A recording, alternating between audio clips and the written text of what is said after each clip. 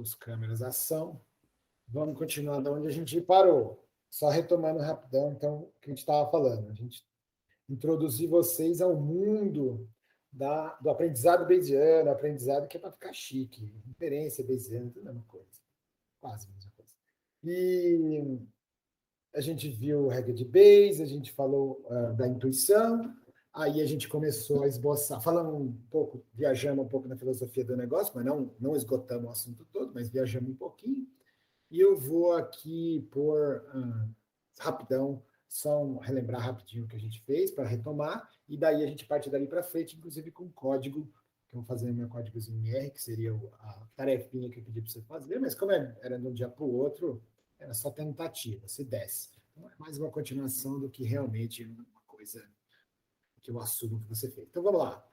Probabilidade de acontecer A e acontecer B ao mesmo tempo pode ser escrita de uma forma não muito formal, como se fosse a probabilidade de acontecer A vezes a probabilidade de acontecer B, sabendo, dado que aconteceu A primeiro, sabendo que A já aconteceu. Mas também, por simetria do universo, supondo que essas coisas não têm relação mecanística causal, porque você não pode falar de uma coisa que supôs que a outra aconteceu, se essa depende da outra, certo? Não estamos falando desse tipo de coisa, não vamos complicar. Que são muitas coisas interessantes que a gente tem que fazer inferência sobre, mas não vem o caso aqui agora. Então, a probabilidade de acontecer A e B ao mesmo tempo também pode ser dito como a probabilidade de... não, ao mesmo tempo não. De acontecer A e B, eu estou até falando que não foi ao mesmo tempo, não é mesmo? Acontecer A e B pode ser também escrito como a probabilidade de B vezes probabilidade de A, sabendo que B já aconteceu. É invasão aqui do home office. Bom, e aí, como essas duas são iguais, você iguala as duas, então, como essas duas coisas são iguais, você sabe que P de A vezes P de B dado A é igual a P de B vezes P de B de A dado B. Maravilha. E com esse mnemônico aqui, mnemônico que é verdadeiro, você joga para lá, joga para cá, isola o coisa dado a outra coisa, de acordo com a sua conveniência, de acordo com o que é que você está precisando resolver aí, o que você precisa discutir. Em geral, isso aqui vale universalmente, né? São eventos probabilísticos. Inclusive, quando eu disse vale universalmente, eu não discuti isso, vou falar daqui a pouco rapidinho, mas estou escrevendo aqui em termos de probabilidade, mas vale também para as densidades de probabilidade, que seriam os etinhos em vez dos pezãos. Não vou entrar no detalhe disso, não é totalmente trivial fazer isso, demonstrar que isso vale, que está tudo certo do ponto de vista formal matemático, mas também não é nada do outro mundo, mas realmente está fora do escopo nosso aqui, até das minhas habilidades de te explicar. O que você quer, meu? Que tututu? Que tututu, cara? O pai tá dando aula agora. Tututu a mamãe te dá. Vai lá, vai com a mamãe. Vai lá com a mamãe que o pai tá explicando Bayesiano para os moleques. Então, como eu estava falando, isso vale para funções de densidade e probabilidade também, mas vamos por enquanto seguir aqui. Então, você joga para lá, joga para cá, de acordo com da conveniência do momento, o que você está querendo analisar. Em geral, quando você está fazendo aprendizado bayesiano, inferência estatística bayesiana, fazendo para valer, para chegar em números de verdade, para resolver algum problema concreto, e não só falando no abstrato e na teoria, em geral, você quer saber qual é a função de probabilidade, ou a probabilidade mesmo, mas a densidade de probabilidade dos parâmetros dado as observações. Quer dizer, a sua hipótese dado observações. Os parâmetros da modelagem do problema dado os dados. Dado o que você... Dado é esse pauzinho aqui, o pipe. Pipe é dado. Dado as suas observações. Beleza. Então, eu vou arbitrariamente, não lembro o que eu fiz da outra vez, mas eu vou arbitrariamente dizer que eu tenho interesse é em B. Então, qual é a probabilidade de B, sabendo que A aconteceu? Jogo para lá como sendo a probabilidade de P de A dado B, divido isso aqui, maravilha, essa é a regra de Bayes que você já conhece e ama desde muito tempo agora. Maravilha. Aí eu disse para você também que para todos os fins práticos, você pode trocar 6 por meia dúzia, em vez de lidar com isso aqui, lidar com probabilidade de A, probabilidade de B dado A, proporcional a aqui seria parece um alfa, mas não é. Vou tirar essa bolinha. É só para dizer que é proporcional a P de B vezes P de A dado B, e aí, magicamente, sem muita explicação, mas ela existe, não vem ao caso para nós, eu peço para você acreditar, assim como eu acreditei naqueles que me contaram tudo isso. Aí é claro que eu peguei os livros avançados de probabilidade avançada e dei uma fuçadinha para ver se era verdade mesmo, vai que estavam mentindo para mim o tempo, vai que era fake, vai que era flat earth o tempo todo, os caras só estavam mentindo para mim, não é mesmo? Mas não era, não. A Terra realmente é uma esfera, um geóide flutuando no espaço, e isso tudo é verdade mesmo. Você pode fazer a mesma coisa que você faz para a probabilidade, para a medida de probabilidade discreta tradicional que está acostumado, você pode fazer para as densidades também. E aí, em vez de pôr Bzão, vou pôr Bzinho pequeno, Azinho pequeno, só para dizer que é uma variável qualquer contínua, proporcional a f de PB, não, f de B vezes f de AB. A gente viu isso no passado, eu discuti um pouco isso aqui na última vez, não falei muito sobre por que pode passar daqui para cá, passar de discreta para contínuo e dane-se, contínuo, você faz e pronto, porque é possível provar que tudo pode, está tudo certo, mas eu não expliquei, só falei que é assim, pedi para você acreditar, e eu acho que você acredita. Então, vale a regra de Bayes também para inferir. E é isso para o mundo dos contínuos, que é o que a gente está mais interessado ultimamente. E isso faz com que você possa fazer coisas muito interessantes, como, por exemplo, observar coisas numa variável aleatória e fazer inferências sobre o parâmetro. É isso que é aprender. E outras coisas que eu discuti no vídeo passado, que se a gente começar tudo de novo, eu vou empolgar na filosofia do negócio e como é bonita essa história toda, do update do seu conhecimento, que você vai atualizando e aprendendo, blá, blá, blá, que é simplesmente legal demais, e a gente vai perder o foco do que a gente realmente precisa fazer hoje, que é pôr a bola no gol, fazer algum desempenho numérico de verdade, fazer acontecer, porque a gente não quer só falar, a gente quer fazer também. Você tem que falar é bem legal sobre esse assunto, beleza? Então tá, então a gente fez isso aqui. Agora, esqueci de falar que é importante também, não precisa não, né? A questão da hipótese, do observador, não, acho que já falei bastante, chega. Então vamos fazer. Aí eu contei isso para você, contei que essas coisas têm nomes famosos na praça, essa aqui é a posteriori. Posteriori é a densidade de probabilidade, a sua FDP, de como você acha que o mundo é depois de ter visto alguma coisa na vida, depois de ter ganhado experiência, depois de ter aprendido alguma coisa através de A. Essa daqui é a sua opinião a priori, é o que você achava do mundo, é como você modelava o mundo probabilisticamente, os seus parâmetros, antes de fazer qualquer experimento. Então, antes de fazer qualquer experimento, quanto vale θ? Não sei, pode ser que você tenha uma opinião sobre isso, uma opinião racional, não uma opinião chutada. Uma opinião racional. Ou se você não tiver opinião, você põe uma não informativa, você fala que você não sabe nada e que tudo pode ser igualmente. Também vale. Só não me põe em preconceito infinito, como a gente discutiu na última vez, que a matemática vai aceitar essa idiotice e você não vai sair do lugar. Então, mas poder pode, só não deve. E, finalmente, esse outro termo aqui, que é a verossimilhança, o likelihood, em inglês, é a probabilidade de você ver o que você viu, fingindo que o mundo funciona de acordo com o que você pensa que ele funciona. Então, é a probabilidade de ver o que você viu se o mundo fosse como você pensa. É a verossimilhança. Não é a mesma coisa que qual é a probabilidade de o mundo ser como eu penso que é, dado o que eu vi. São coisas diferentes, tá bom? Essas três coisas, esse trinômio, são as coisas mais importantes da estatística bayesiana, do aprendizado bayesiano, da inferência bayesiana, que você vai fazer inferências sobre parâmetros com as observações feitas. Então, a posteriori, a priori junto no sentido de vezes aqui. A priori, junto com a verossimilhança, gera uma posteriori, a menos de uma constante. É por isso que eu deixo esse alfinha aqui, a menos de uma constante. Quer dizer, a posteriori é dada pela multiplicação dessas duas coisas, salvo alguma constante de escala que precisa ser resolvida. Como você vai resolver isso? Tem mais de um jeito. Você pode pegar esse negócio aqui embaixo e fatorar. Você pode fazer uma coisa assim, ó. Você pode chegar e fazer assim. Tem muito livro introdutório que faz isso. Eu não falei ontem, eu achei que era um pouco demais. Você pode chegar e fazer assim, ó. F de B dado A é igual, e aí é igual mesmo, ao F de B vezes F de AB, e aí você fala, pô, mas não falta um fator de normalização aqui? Falta um fator de normalização uma constante. Mas você não tinha falado N mil vezes que qualquer gráfico, se você integrava, blá, blá, blá, blá, blá, se a área for 1,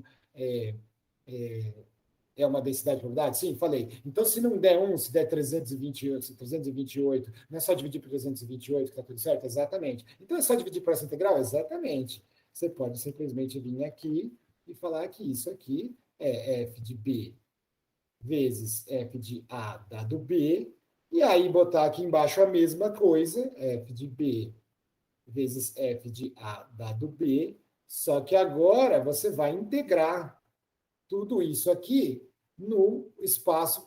Lembre-se, isso aqui, quando você faz esse monstrinho aqui de cima, esse monstrinho aqui de cima tem que ser a variável que está livre, né? A função é uma função, a variável de input livre é bzinho. Então, aqui é uma função de bzinho. Então, aqui embaixo tem que ser uma integral em termos de bzinho. Ixi, ficou esquisito esse db aqui, né? Só que, assim, não é o mesmo B, então você põe umas... Se você for formar, se você quiser ser formal mesmo, você põe como é que chama isso? Umas aspinhas aqui, só para dizer que não é a mesma variável, e tal, para ficar, assim, rigoroso mesmo. E aí você integra de menos infinito a mais infinito. Isso aqui funciona em várias dimensões, não é só em uma dimensão só. Pronto. O que é esse monstrinho aqui embaixo? É basicamente a integral dessa curvinha, que eu nem sei como fica, que aí você normaliza ela para dar tudo 1. Claro, porque a hora que você fizer integral de menos infinito a mais infinito, de f de b até a db, e ela for escrita dessa forma aqui, vai ficar integral de um negócio que tem uma integral aqui embaixo, db'. E aí vai ter f de b e f de a dado b, db. Se você fizer isso aqui, para esta integral, para essa integral, esse pedaço aqui é uma constante, certo? É uma constante, então põe para fora. Puf, vou pôr para fora, aqui é uma constante, dB, linha. Vai dar um valor mágico, 321, por exemplo, que é exatamente o mesmo valor que está aqui em cima. Foi feito para ser assim, B, blá, blá. Então, isso... Opa, isso aqui é vezes, não é igual. Isso aqui são iguais, então esse vai cancelar com esse, porque foi feito para ser assim, e vai dar 1. Então, se você integrar, se você usar o fator de normalização desse jeito aqui, com essa integral, tá tudo certo. Na verdade, isso aqui é um matematiquês bonito e correto para a área da curvinha que está faltando a escala para se tornar de área 1. Vai dar alguma área, que eu não sei qual é o valor, 210, 428,1, só não pode ser negativo. E aí, você dividindo por esse, você normaliza, está ótimo. Eu não falei muito isso, porque eu não queria te levar pelas dificuldades da estatística bayesiana. Porque a inferência bayesiana não deslanchou logo de cara que as pessoas botaram ela na praça por causa disso. Ping. Bom, Maravilha. Não estou falando das paredes de novo, talvez dá trabalho ficar editando, tirando as besteiras que a gente fala e os vácuos da internet. Bom, então, os antigos tinham toda a teoria, então por que não foi para frente logo de uma vez? Por causa disso, principalmente. Porque às vezes essa integral aqui não tinha resposta, não é cálculo 2, que tem tudo resposta no fim do livro, sabe? Integral que tem resposta no fim do livro é exercício de cálculo, é provinha de cálculo. Porque todas as outras todas não vai, mas 99,9%, não, também não. 97,381% das integrais que interessam não dá para fazer. Não tem como botar por parte. Chama isso de A, vamos chamar de tangente de U e vai dar tudo certo, sabe? Não, infelizmente, não é assim que funciona quando você realmente precisa delas. Mas do ponto de vista numérico, vai dar sempre certo. Mas os antigos não tinham o seu Pentium 4 aí, o seu Core i7, 7th Generation, GeForce, NVIDIA, blá, blá, blá, que eu estou vendo aqui. Não tinha placa de vídeo. Então, eles tinham que calcular na mão, beleza, ou fazer integrais cuja resposta era conhecida. Então, isso deu uma segurada um pouco na inferência bayesiana, e isso foi um dos efeitos colaterais. E o outro efeito colateral foi que as pessoas procuravam triplas posteriori, priori verossimilhança, cuja continha ia dar convenientemente dar certo no final, sabe? Então, tinha, e a gente vai ver, ainda hoje eu quero mostrar esses triplas conhecidas aí. Na verdade, parzinho, você pega uma priori e uma verossimilhança que se encaixam e elas dão uma priori que tem cara, que tem nome, sobrenome, tudo vai dar certo. Os antigos tinham que ficar procurando essas coisas, e elas existem parzinhos que dá tudo certo no final. mas existem vários outros que não. Para nós que estamos mexendo mais modernizados aí, com essa roupagem de aprendizado em vez de inferência, usando o computador em vez de lápis, a gente já não liga tanto para essas coisas, porque afinal, eu acabei de falar e falei umas 1000 vezes porque é importante, eu dou um jeito nessa constante. Eu posso até não saber fazer essa integral na mão. Eu não sabia quando eu fazia cálculo 2, vai ser agora que eu vou saber. Mas computacionalmente eu sei fazer. A gente vai lá, se for unidimensional, é moleza. Se não for unidimensional, vai ficar difícil, mas dá. E felizmente tem código para isso. É para isso que a gente faz cálculo numérico, não é mesmo? É para poder resolver esse tipo de coisa. Não é para ficar vendo convergência dos Simpsons na lousa. Mas enfim, foca. Ou do trapézio, ou do Ruge-Cooper. Mas então, foca. Se eu tenho um negócio desse, eu dou um jeito de arrumar a constante. Quando os computadores ficaram disponíveis, blá, blá, blá, blá, blá, as pessoas sabiam fazer isso com o pé nas costas, ao alcance de um clique, passou a não ser mais um impedimento de fazer as funções que você queria, porque no final você normaliza do jeito que você quiser, tá bom? Então, esse jeito aqui é um jeito de fazer, é o teoricamente correto, pode ser que você não saiba fazer essa continha, mas ele simboliza matematicamente aquela questão da normalização, que eu falei várias vezes, acho que você já cansou. Beleza. Então, vamos em frente. Aí, falamos disso, e aí resolvemos fazer um exemplo real. Vamos fazer um exemplo real, não, um exemplo concreto. Real ele não é, porque eu vou inventar agora os números. Mas um exemplo concreto. O que eu falei para a gente fazer? O mais simples de todos. Qual que é o mais simples de todos? O mais simples de todos, é o bendito do dadinho. O dadinho é o mais simples de todos, onde você pega um dado com... Vamos fazer um dado com várias faces. Um dado cheio de faces, e uma delas é azul. Pronto, para não ficar igual de sempre. Então, existe uma probabilidade P de sair azul e uma probabilidade de 1 menos P de sair qualquer coisa menos azul. Azul, não azul. Tá certo? E aí você joga esse dadinho, e aí você joga esse dadinho e faz experimentos. Outra coisa que você precisa saber é quantas vezes nós vamos jogar? N vezes. Quanto? Eu não lembro qual foi no último vídeo os números que eu usei, mas vou usar qualquer coisa, sei lá. 13. Pronto. 13 para ficar... Não, 13 não, que dá problema político. Vamos por 17. Pronto. Eu não sei quem é o número 17, não vem ao caso. Pode ser 45 também não. N igual a 17. Maravilha. Eu vou jogar 17 vezes o meu dado estiloso aqui, que eu não... Porque se for um dado cúbico, todo mundo pensa que sabe a resposta, dá meio, dá meio.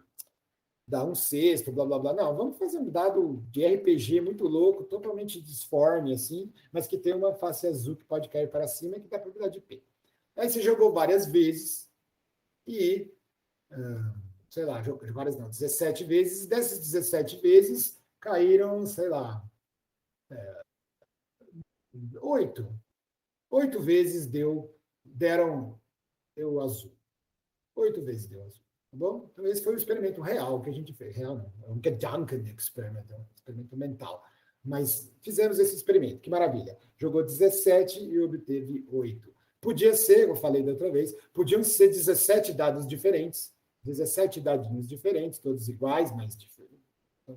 Aí você tem que supor que eles são iguais, mas 17 dadinhos diferentes, cada vez você jogou uma vez só, 17 pessoas diferentes, e aí você tenta descobrir, finge que elas são iguais, ou pelo menos a modelagem do que você está modelando, dessa doença que você está modelando, ou desse problema que você está modelando, desse retorno financeiro que você está modelando, do que quer que seja que você está modelando, finge que eles são iguais, eles são indistinguíveis entre eles, todo mundo tem o mesmo P, joga para cima os 17, e como eles caírem, você vê se caiu com a barriga para cima ou para baixo, azul, beleza, 8, beleza.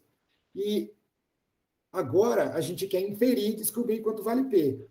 Quando você fala do dadinho tradicional, você acha que sabe, você tem uma hipótese original, você acha que a banca é honesta, então que teoricamente vai ser um sexto mesmo. Nesse aqui eu não faço a mínima ideia, não faço ideia. Não faço ideia mesmo, porque é um dado todo zoado, que nunca vi um dado desse na vida. É um dado que só Deus viu e joga nos pacientes. Então agora a gente vai modelar isso aqui.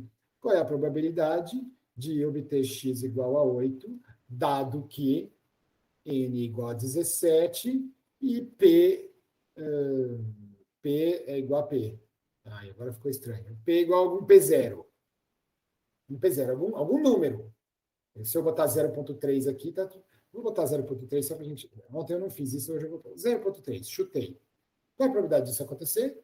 a gente viu que é alguma constante que a gente até saberia. Quando eu estou pondo essa constante C, C é a constante genérica para dizer constante, tá? Não é a mesma dessa, não é a mesma daquela, é tipo uma constante. É alguma constante que eu não sei qual é, até poderia saber, mas não estou interessado nesse momento. Vezes o quê? Vezes P, não, vezes 0,3 elevado a, quantas vezes aconteceu? 8, e 1 menos 0,3, que é 0,7, elevado a 17 vezes menos 8, que foi as vezes que não aconteceu o que eu queria. É essa a probabilidade, pronto. Maravilha. Só que isso aqui é a pergunta: qual é a chance de dar 8 se o mundo fosse assim? Eu podia perguntar qual é a chance de dar 5 se o mundo fosse assim. Eu podia perguntar qual é a chance de dar 3 se o mundo fosse assim. Eu ia obter probabilidades diferentes. Mas não é isso que você está interessado quando você já tem o 8 e o 17. O que você quer saber é qual é o meu P? Eu quero fazer uma inferência, eu quero aprender o P. Vou botar pi aqui, pronto.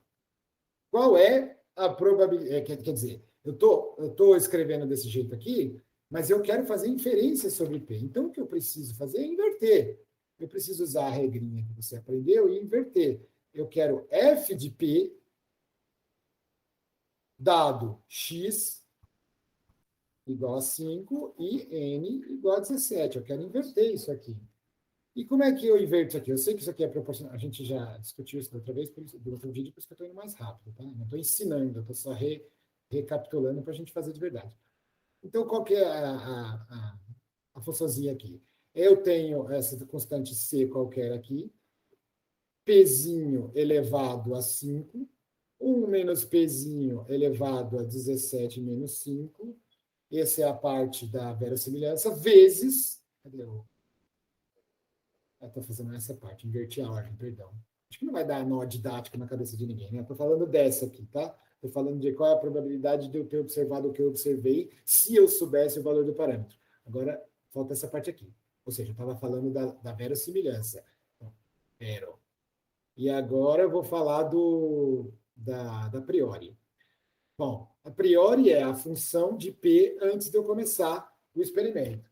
Qual é a densidade de probabilidade de P antes de começar o experimento? Antes de jogar qualquer dado, o que você acha que pode acontecer? Bom, eu estou estudando dados de RPG nada a ver. Eu não faço a mínima. Ninguém nunca fez isso na história desse país. Estranho, né? Você foi o primeiro que resolveu fazer, mas tudo bem. Ninguém nunca fez isso na história desse país, ou até fez, mas eu não acredito em ninguém e eu estou querendo assumir ignorância máxima, então eu quero ser não informativo. Não informativo? Beleza, não informativo significa que o P pode ser qualquer coisa. Desde zero.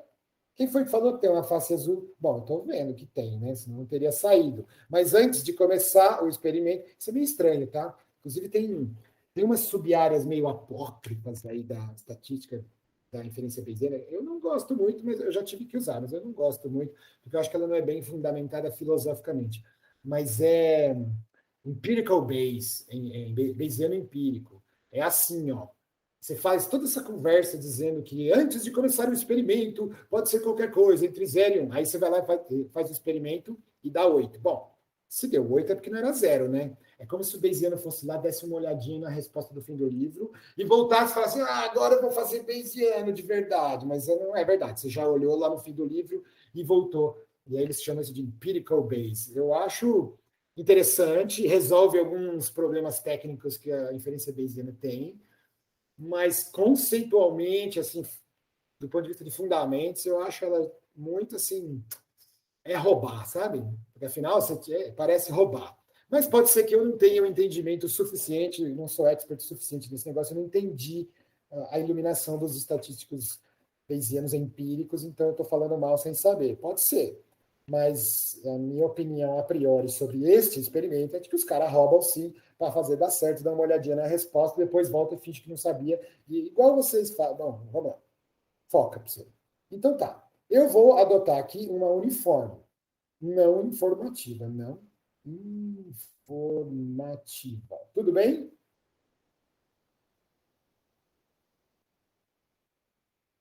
Bom, Maravilha. Bom, não falei. Eu não dei ping, perguntei se estava tudo bem.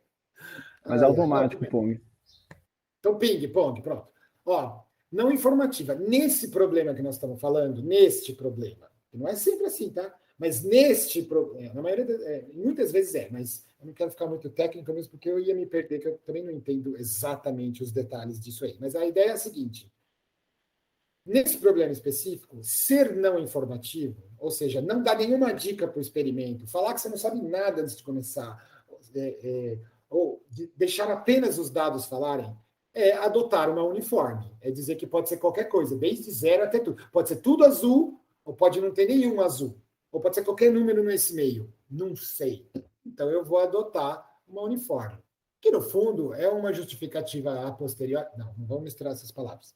É uma justificativa a gente dormir tranquilo para o fato de que eu quero pôr um número fácil aqui para dar tudo certo, tá bom? Então, a uniforme, como vocês já cansaram de saber, a PDF dela é simplesmente o número 1, e somente 1, para um negócio que vai de 0 a 1. Então, se vai de 0 a 1, para fazer esse negócio ter área 1, a altura precisa ser 1. Então, dá tudo certo. Isso aqui é 1 e pronto. Isso faz ficar bem mais fácil, é uma constante, P elevado a 5, 1 menos P elevado a 17 menos 5, acabou.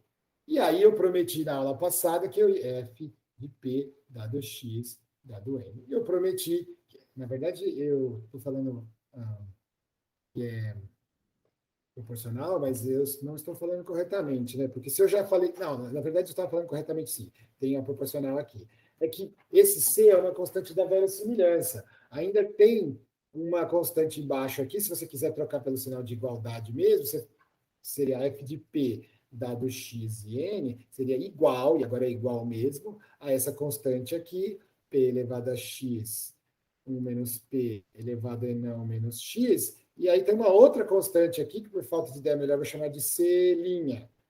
Mas aí eu agrupo todas elas aqui numa outra e chamo simplesmente de que está faltando um C, duas. Está faltando uma constante. Eu chamo de N. Não já foi usado. Vou chamar de Zzão. Está faltando uma constante para deixar tudo certo, uma constante de escala. Mas de resto é isso aqui. Só. Ficou fácil, hein? E aí eu pedi para vocês fazerem em casa, vou fazer agora, esse grafiquinho, para mostrar como que é, afinal, a densidade desse problema. Então, já deixei aqui no jeito, vamos fazer. Tudo bem? Pode começar a fazer. Recapitulou? Meia hora só para recapitular? Putz, tudo bem? Bora. Tudo Bora certo. lá. Então, P vai ser uma sequência. Dá para ler? Tá dando. Então tá. Vai ser uma sequência que começa no 0 e termina no 1, de tamanho, sei lá, 1000 é muito. 1000. Não, tá bom. 1000. Vai ficar cheio de pontinhos. O nosso y do gráfico vai ser P elevado a quanto que era? 5 vezes 1 menos P elevado a 17 menos 5. Tá toscão isso, hein? Por que você não faz logo genérico? Era isso, E aí eu vou plotar em função de P, Y e só. E pronto. E acabou. Vamos ver? Vou copiar isso aqui. Preciso abrir meu Rzinho. Isso aqui não é curso de R, você pode fazer no Python, pode fazer em C, pode fazer em Julia, que está na moda. Pode fazer em HTML? Não, HTML não dá. Acho que não. Enfim, mas não duvida. Pronto, olha que bonito. Essa é a resposta. Então, se eu jogar 17 vezes e obtiver 5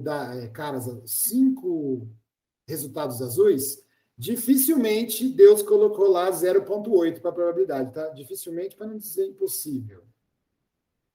Dificilmente é 100% azul. Claro, né, mano? Como é que ia ser 100% azul se você obteve 8 azuis e 16... 8 não, 5, perdão.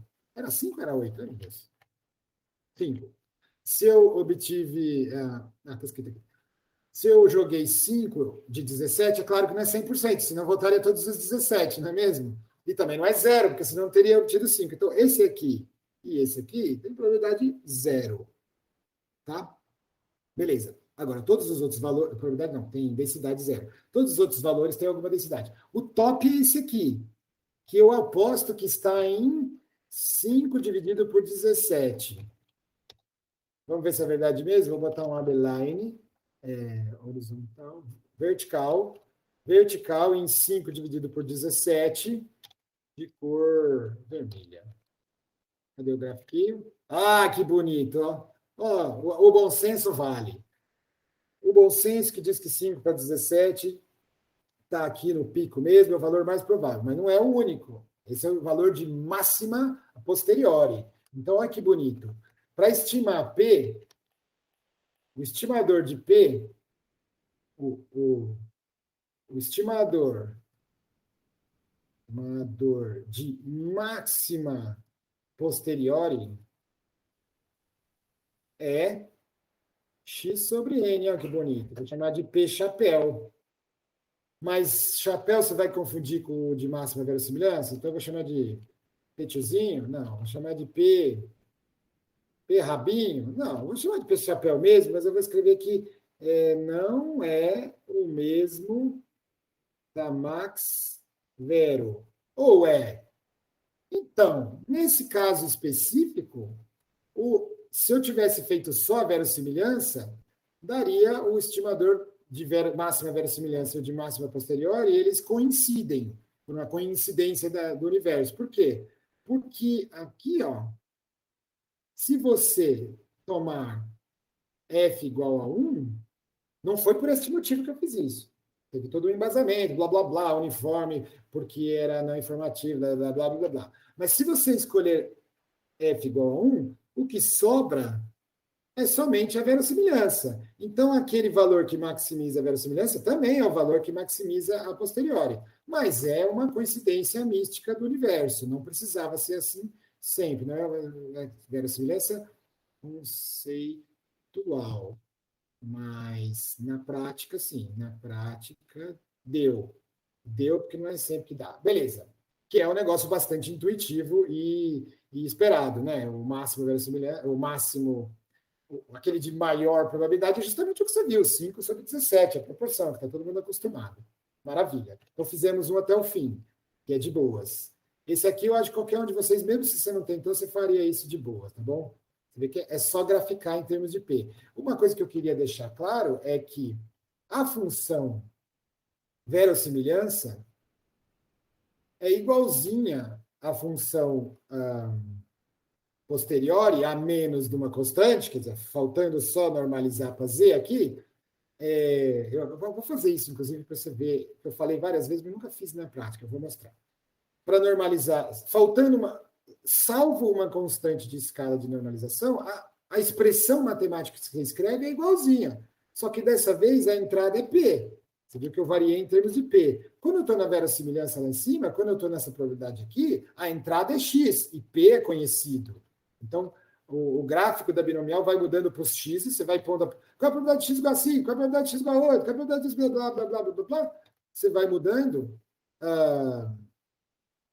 Você vai mudando isso, mas com algum P conhecido e constante, senão não dá para fazer. E o N também, tá? Beleza ou não? Por que ele está falando toda hora? Professor, Sim. só para deixar uma coisa mais clara para mim, tipo, o estimador de máxima posteriori é tipo o estimador no ponto, já que a inferência bayesiana nos dá uma distribuição, se a gente quiser um ponto, a gente pega o de máxima posteriori, é isso? Exatamente isso. Muitas vezes, mesmo no mundo bayesiano, apesar de ser possível fazer mais, para hoje eu só quero um número, se chama estimação pontual, quando você quer um valor. Pô, me dá um valor aí, e pronto, sei lá por que você quer aquele valor. Pô, sem intervalo, sem nada, me dá aquele valor. Então tá, você quer um valor só? Ó, segundo meus conhecimentos mágicos aqui, o melhor valor que eu posso te dar é esse aqui, ó, é esse valor aqui, é a estimação pontual de máxima posteriori, que dessa vez coincide com o de máxima verossimilhança. E toma que seu valor vai embora. Pô. Mas, no mundo bayesiano, você poderia não ter parado por aí. Você poderia ter feito mais, que é o que eu vou fazer agora. Você pode até pegar essa figurinha, eu vou até pegar essa figurinha aqui. Ó. Vou pegar a figurinha aqui e pôr aqui, ó. Antes de eu sair fazendo. Você podia ter feito mais. Essas coisas parecem bastante com coisas que discutimos no início da disciplina, não sei se vocês lembram, que eu falei que probability density, que as PDFs eram o centro do universo, que era a coisa mais importante que tinha, era o mais básico, mais fundamental, no sentido de fundamentos, no sentido de base, porque eu estava já ensaiando para a gente chegar aqui, claro, porque é daqui que saem todas as coisas importantes. Quando você quer só um pontinho, você pega só ele pronto, mas com isso aqui você pode expandir para o lado, vamos supor que eu corte aqui, ó, putz, aí eu venho aqui, olha que sorte, deu exatamente um valor redondo. E outro aqui, deu redondo, eu dei sorte, não foi de propósito, não. Eu posso vir daqui até aqui, posso pedir uma integralzinha aqui. Ops! Está vazando ali, peraí. Só para não vazar, daqui até aqui, e dizer que essa área aqui, quando eu fizer essa integral de A até B, quando eu fizer a integral dessa função aqui, de A até B, essa função que é a posteriori, em função de blá, blá, blá, dado não sei o que lá, integrado em P, que é aquela variável P que eu cortei, isso aqui vai me dar uma probabilidade. Por exemplo, nesse caso aqui, eu chutaria que dá uns... acho que dá metade ou um pouco mais. Vou chutar 55%. Então, o que você está querendo dizer? Estou dizendo que a probabilidade do meu valor P estar entre 0,2 e 0,4 é de 55%. Tudo bem? Isso é uma coisa que eu faria. Eu pergunto tudo bem e nem espero a resposta. Tudo bem? Tudo certo. Então, isso é uma coisa que eu faria no mundo bayesiano, com a PDF, que vai além da estimativa pontual. Foi o que você perguntou no final. Quer dizer que dá para fazer mais coisa? Dá para fazer mais coisa. Por exemplo, essa que eu acabei de fazer. Aí vamos supor que você fala assim, mas 55%? Cara, eu não gosto de arriscar, não. Eu quero mais certeza aí, cara. Diminui. Eu quero ter mais certeza. Diminui a incerteza. Tá bom. Então, vamos mais para baixo, vai. Vamos aqui no roxinho. Vamos aqui. Vou chutar o pau da barraca. Aqui, pronto. Aqui, daqui até aqui. E daqui até aqui. Pronto. Você quer tudo isso? Não confia? Não quer tudo isso.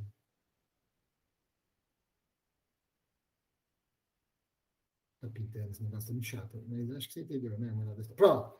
Quer tudo isso? Quero. Então, e nesse caso aí? Esse aqui é 0,2, aqui deve ser 0,1, aqui deve ser 0,1,3, estou chutando. Aqui deve ser 0,52. Pronto. Então, aqui agora você está falando assim, que a probabilidade do meu valor, do meu parâmetro ser algo entre... E aí eu recupero uma discussão que a gente teve no vídeo passado, na aula passada, que alguém falou assim, quer dizer que meu valor verdadeiro está... Não existe isso de valor verdadeiro no mundo bayesiano. Eu estou dizendo que a incerteza do parâmetro, da probabilidade de P estar entre 0,13...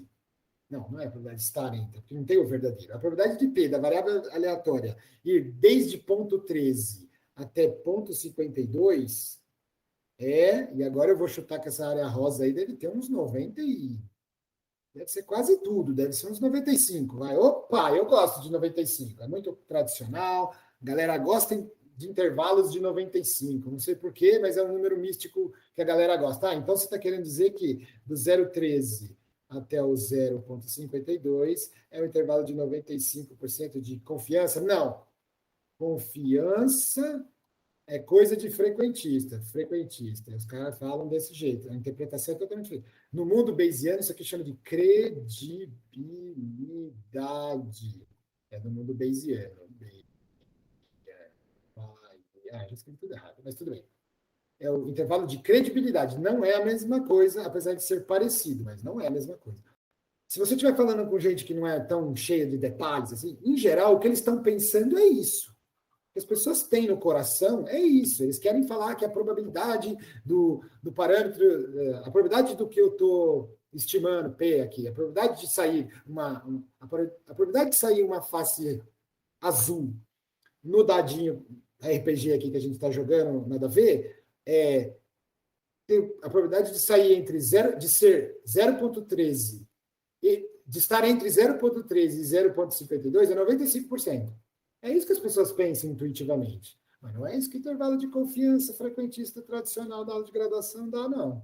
Em geral, em geral, não. O intervalo de confiança frequentista, ele tem a ver com a qualidade da estimativa. Ele fala assim, se eu pudesse fazer esse experimento 100 vezes, destas 100, o valor verdadeiro estaria no intervalo. Aí o Bayesiano fala, que valor verdadeiro? Existe isso? Aí o frequentista fala, existe. Então a gente não vai entrar nessas brigas. Mas conceitualmente é totalmente diferente. Mas na minha experiência prática com pessoas, não vou dizer leigas, mas com experimentadores por aí que precisam de dados, que querem analisar dados, que têm os dados, os donos dos dados, em geral, quando eles pensam no intervalo de confiança, eles estão, na verdade... Não, quando eles pensam no intervalo... Não, quando eles pensam no intervalo, eles estão pensando, em geral, no de credibilidade, mas entregam para eles os de confiança. Eu não estou aqui para ficar... Não sou acionista de inferência de aprendizado bayesiano, então não vou ficar tentando vender isso, mas isso aqui é uma diferença... Não vou dizer que é importante, porque no final o mundo continua girando igual, né? Então é difícil eu falar para você, isso aqui é muito importante. Você fala, igual o trovadorismo, né? Que é importantíssimo. Sem ele você não pode ir para frente. Claro que você pode ir para frente sem isso. Mas é uma diferença sutil que mostra que não é a mesma coisa e que, no fundo, na minha opinião, o que você quer mesmo é esse que eu te falei. É esse aqui que você quer, na verdade. Você quer a probabilidade de alguma coisa estar entre tanto e tanto. E você dizer qual é a probabilidade. Isso se chama intervalo de credibilidade, se for unidimensional. Se for multidimensional, por exemplo, o negócio 2D, aí você cria regiões de credibilidade, não é mais um intervalo. Mas beleza. Nossa, isso foi uma resposta comprida para uma pergunta curta, hein? Mas beleza ou não? Beleza. Tá, então vamos voltar. Nossa, isso que é um parênteses, mas volta. Então tá bom, a gente estava fazendo isso, aí eu falei para você que dava para fazer isso, vamos fazer então, de verdade. Mas primeiro, para eu fazer isso, eu tenho que ajeitar a escala aqui, porque isso aqui não é a posteriori de verdade, isso aqui não é FDP, não. Isso aqui não é FP dado blá blá blá, não é dado X, né? FP dado X, não é. Isso aqui é proporcional a FP dado X. Então, essa escala, eu preciso multiplicar todos esses valores por alguma constante que eu não sei qual é ainda, para fazer esse negócio subir ou descer, de modo que aí sim as probabilidades estejam corretas. Se eu estimar um negócio daqui até aqui, não vai dar 95 nem 55. Vai dar um número nada a ver. Aliás, vamos ver que número nada a ver que dá, só para eu te provar isso que eu estou te falando. Onde que eu cortei mesmo? Foi no 2,5, 10 menos 5. Vamos botar aqui um abline de horizontal de 2,5 e... Alô. Alô. Agora eu ouvi o alô. Mas foi bom o alô? Ou saiu picotado? Foi bom para você o alô também? Então, Boa noite. Ai, moleque. Vai, agora foi. pergunta logo isso aí, cara. Vai. Não, porque vai fazer diferença a gente descobrir essa constante C, porque o que a gente, entre aspas, quer é só o eixo X, o P. Então, nesse momento agora, não. Porque eu só queria saber o P máximo. Mas como é aula, por causa da didática, eu quero mostrar isso acontecendo e mostrar como resolve isso. Se você quisesse só encerrar o assunto no valor de máxima posterior, o assunto estava encerrado, acabou. Mas se você quiser fazer os intervalinhos que a gente quer, né? Aí precisava renormalizar. Só por Entendi. isso que eu estou falando dessa parte. Mas você tem razão. Se o alvo for me dar o melhor, acabou. O assunto está encerrado. Mas daí, querendo buscar o melhor é o pensamento frequentista, né? Não, peraí, não. Agora me confundi, então. Agora eu fiquei ofendido. Peraí, não. É isso, deixa eu explicar melhor, então. O frequentista diz assim.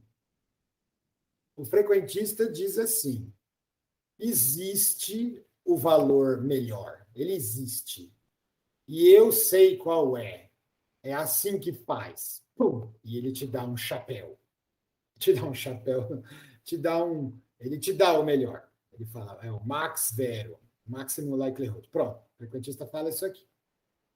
Só que ele fala também assim para você, mas o meu procedimento de arrumar esse cara para você, o meu procedimento de achar o melhor, o verdadeiro valor, que eu acho que é esse aqui, tá? Mas o meu procedimento, ele não é perfeito. às vezes ele erra. Então, eu vou fazer uma matemática aqui, vou fazer uma mágica e vou te dar um intervalo. E nesse intervalo, eu digo para você que 95% das vezes que você fizer o que eu estou mandando fazer, o verdadeiro valor, o correto, aquele que existe, estará lá. É isso. O Bayesiano não. O Bayesiano fala, não existe esse negócio de verdadeiro valor. O que existe é uma distribuição, uma densidade, no caso aqui. É uma densidade. Não existe o valor, existe uma densidade. Mas como você queria um número, sei lá por que você está com pressa, que é um número, eu te dou um número. Eu te dou de máxima posterior, esse. Mas eu não estou falando que o parâmetro é esse. Não existe o parâmetro. Uma variável aleatória, ela não é um número, ela é uma função. Se você quiser saber qual é o topo da função, eu te dou, sem problema. Mas aí é problema seu, você que quis um número, eu te dou o topo da função. Mas ela é uma densidade, não existe. Somente no infinito, quando eu tiver infinitos experimentos e essa gordinha, e esse negócio for infinitamente magrinho, aí pode até convergir para um número, mas é um caso totalmente artificial.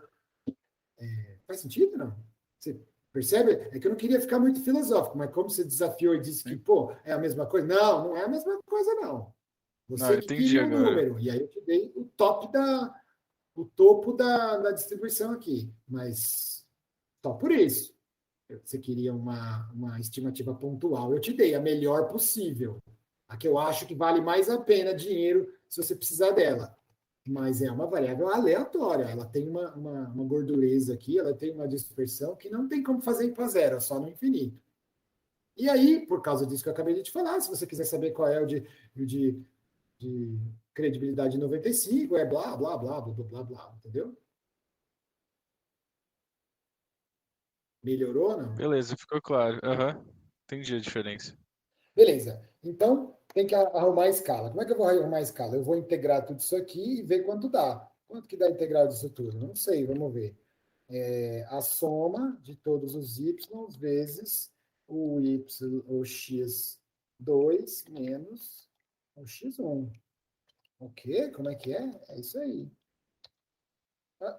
Não é x, perdão, é p. Pzinho. Essa aqui é a minha integral fake. O meu fator de normalização zão é isso. Pô, como é que você fez isso aí? É porque eu fiz cálculo numérico. Não, é simples, ó. Aqui, ó. Pensa no trapézio dos Simpsons. Vou pegar aqui um métodozinho numérico básico de cálculo numérico para estimar integral. Unidimensional. É o mais fácil de tudo. É como a gente faz no limite, não é? Você pegar... Aqui eu fiz bem fininho, para justamente não ter erro, mas se eu tivesse feito gordinho, eu estaria fazendo isso aqui, né? A altura do retangulinho é o y da vez lá, o yj. E aqui essa diferencinha é o p, sei lá, k mais 1 e o pk, qualquer aqui. Se eu fizer essa diferença vezes a altura, eu estou fazendo essa área, certo? Maravilha. E aí, como se fosse um histograma, vai cheio desses aqui. Só que eu fiz bem fininho, bem fininho. A diferença, você vê que a diferença de um ponto para o próximo é mínima. Então, apesar de ser os pontos estarem assim, isso é um trapézio, eu não vou nem me preocupar com esse negócio. Eu vou majorar por baixo mesmo e dizer que a área é essa e ficar com o erro e pronto, que não é nada demais. Tudo bem? Então, eu simplesmente somei todos. Na verdade, se eu quisesse ser mais didático, eu faria assim, né? Eu faria que Z é igual a Y vezes X, não, X não, P2 menos P1, e aí eu somaria todos. Porque o P2 e o P1, eles são sempre o mesmo, é constante, intervalinho constante. Quer ver? Ó? Vou dar uma cabecinha do P. Intervalinho constante, se eu der um diff, o P, para dar as diferenças, pedir um head para mostrar só a cabecinha. Ó, intervalinho é constante, de tamanho 0.01, 001, 001, 001, porque no começo eu pedi para fazer uma sequência aqui de 0 até 1, com 1000 pontos. Aí ele se virou, encaixou o delta que tem que passar de um para o próximo, para dar desde 0 até 1, tendo 1000 pontos dentro, é esse aqui. E é sempre constante. Então, esse é o tamanho da área da base do retângulo. E a altura cada vez é diferente, claro, cada vez é diferente do retângulozinho, e é justamente o y aqui. Então, se eu somar todas essas áreas, eu tenho integral aqui. Beleza. Então, integralzinha numérica, todo mundo sabe fazer isso aí desde o prazinho. Se não sabe, finge que sabe, porque esse aqui realmente é básico, básico no sentido de base. Tem que saber fazer esse que... Aliás, tinha que saber fazer esse antes mesmo de fazer integral na mão. Para mim, está tudo errado. Devia ter sido ao contrário a ordem de aprendizado das coisas. Primeiro você faz a área. Os gregos só não fizeram isso porque não dava, senão eles fizeram. Eles não tinham Pentium. Se eles tivessem Pentium... Muito bem. Então, o fator de normalização é esse aqui. Agora, se eu renormalizar, vamos pôr agora um y, chama de f'. E f' são todos os y dividido por z. Agora, só por desencargo de consciência, se eu fizer esse daqui, vezes pzinho, tem que dar 1. Não vai dar 1 exatamente, mas tem que dar 1 aproximadamente. Vamos ver se dá mesmo? Então, vamos dividir. Renormalizei e agora eu vou fazer a mesma coisa para... Aí, maravilha. Então, agora, f', de fato, é uma densidade de probabilidade. Então, agora eu vou plotar f', não vou mais plotar, eu não vou mais fazer esse plot aqui, eu não vou mais fazer esse plot, porque esse plot estava certo a menos de escala. Esse aqui está certo mesmo. Agora sim. Essa é a função mesmo. Note que eu nem falei... Ops. Não, cara, que isso? Desculpa, perdão. P em função de F. Agora sim. Pronto. Aí, tá igualzinho estava antes, né? Só que a escala está totalmente diferente, tá vendo? O problema de achar o melhor de todos não mudou. Tá vendo? Que vai continuar sendo exatamente onde estava. Mas agora a integral, a área vai mudar, claro. Então agora eu posso fazer uma pergunta do tipo, sei lá, vamos fazer uma abline na altura 2 ali. Abline de H igual a 2. E aí vamos ver, quem que é o X, qual é o P mais perto? Eu quero saber quem é o... eu tenho meus P's, eu tenho meus F's. Eu quero saber quem é o mínimo distância entre o absoluto da distância de F e 2, que eu chutei 2 ali. Quem é o tal do... É o senhor 183. Deixa eu ver se isso é verdade mesmo. Quem é o X? Quem é o P 183? Não adianta, eu quero pôr no gráfico isso. Vamos pôr no gráfico. Abline, vertical. Vamos pôr uma corzinha aqui, uma corzinha verde. Acertei. Tá aqui, ó. Puf. E o outro aqui? O outro deve ser esse aqui, né? Então, agora eu preciso eliminar esse cara aqui, porque senão ele vai sempre voltar o mesmo, né? Eu quero mostrar agora... deixa eu ver. Vamos cortar todo mundo que é maior do que isso. Fazer mais simples. F2, mas agora eu vou pegar o senhor P83 aqui e jogar... Não, vou pegar o F183 e jogar lá nas alturas, no infinito e além. Pronto. Aí agora eu vou perguntar de novo quem é a diferença. Agora deu o senhor 427. Quer dizer, eu estou fazendo numericamente de verdade o que eu falei no Black, tá bom? A integralzinha que vai daqui até... Deixa eu fazer um corte aqui só para ele não pintar tudo para fora. Integral aqui vale 0,76. 76%. Então, a probabilidade de vir desde... Quanto que vale P de 427?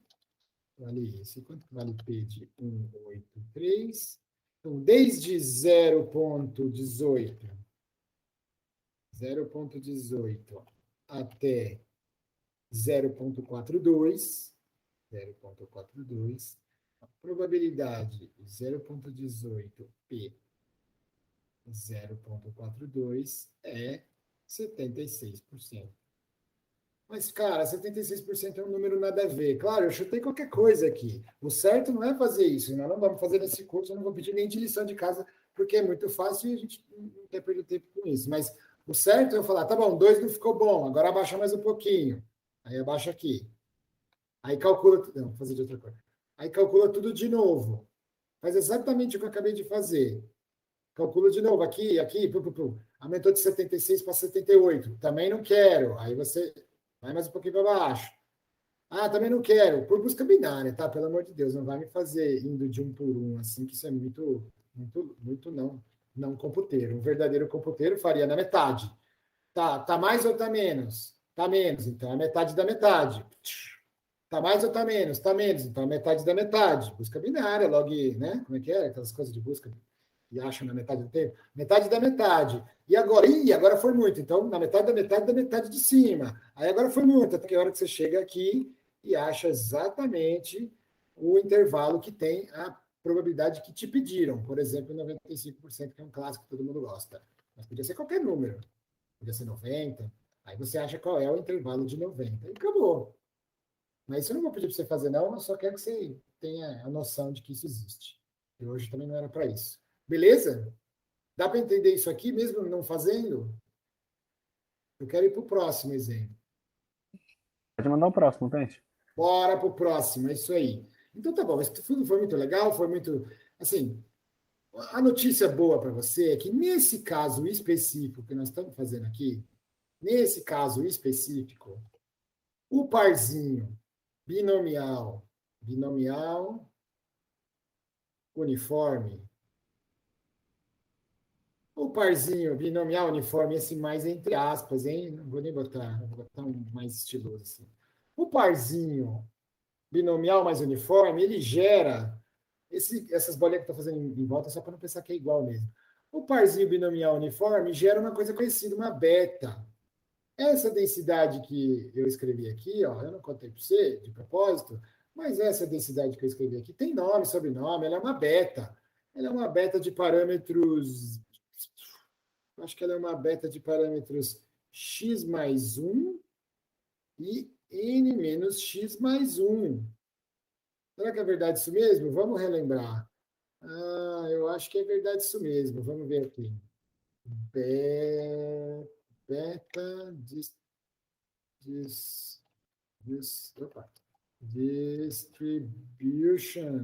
Beta distribution. Beta distribution, vamos lembrar dela aqui. Você deve ter feito uma liçãozinha no... beta distribuição aqui, blá, blá, blá, com vários betinhas. E qual que é a cara dela? Ó, tá vendo? Ela é uma coisa do tipo... É que agora vai confundir o que é X e o que é P. Mas o X do Wikipedia é o nosso P. O alfa menos 1 do Wikipedia é o nosso X. Então, vamos fazer isso, porque isso aqui é importante. Né? Senão você chega nos livros e fica confuso porque não está mostrando exatamente como você aprendeu na graduação. Não dá, né? Não vai ser isso que vai te impedir de fazer os negócios. Espera aí. A função beta é isso aqui, ó. Do jeito que eu escrevi era px, 1 menos p e não menos x. E tinha uma constante embaixo, z. O jeito que o Wikipedia faz é assim, ó. Então, se o x dele fosse p, então, o que a gente está chamando de x... O que a gente está chamando de x, ele está chamando de alfa menos 1. O que ele está chamando de beta menos 1, a gente está chamando de não menos x. Então, isso aqui é o betinha menos 1. E o que a gente está chamando de z, ele está chamando de beta de alfa. Então, se você falar que alfa é igual a x mais 1, alfinha, que betinha é igual a n menos x mais 1, então, a nossa distribuição, o Z se transforma em beta, não, se transforma em gama de x mais 1, gama de... Sabe o que é gama? Gama é aquele fatorial contínuo. Já ouviu falar? Gama de A é igual a gama de A menos 1 vezes... não lembro mais. É a função gama. Não lembro mais. Isso aqui é tipo o fatorial. Cadê? Cadê a função gama? Onde não sei o que lá é a função gama. Tudo bem, vai, deixa para lá. É uma função que não vem ao caso hoje, mas que todo mundo conhece no mundo teórico e sabe calcular. O que importa é que você pode identificar aqui como sendo n menos x mais 1, gama de x mais n menos x, então ela cancela, e não mais 2. Pronto. Se você tomar z igual a isso, betinha igual a isso e alfim igual a isso, você percebe que a funçãozinha nossa era uma beta de parâmetros este e este. Tudo bem? Eu não te contei isso de propósito, porque eu não queria que você já ficasse viciado nesse raciocínio que é dos antigos. Isso aqui era muito importante para os antigos, porque era a diferença entre fazer e não fazer. Você pode pôr, teoricamente, você pode pôr o que você quiser, que nem nós vamos fazer agora, igual a gente fez na aula passada. Mas se você não pusesse coisas que davam certo no final, você não obtinha uma posteriori que tem nome e sobrenome e não sai do lugar. Mas nós, hoje em dia, não estamos mais tão, não vou dizer que totalmente livres, mas não estamos totalmente presos a isso, que foi o que eu quis falar ontem, nós vamos fazer agora. Era para vocês fazerem, mas de um dia para o outro fica meio difícil. Tudo bem aqui?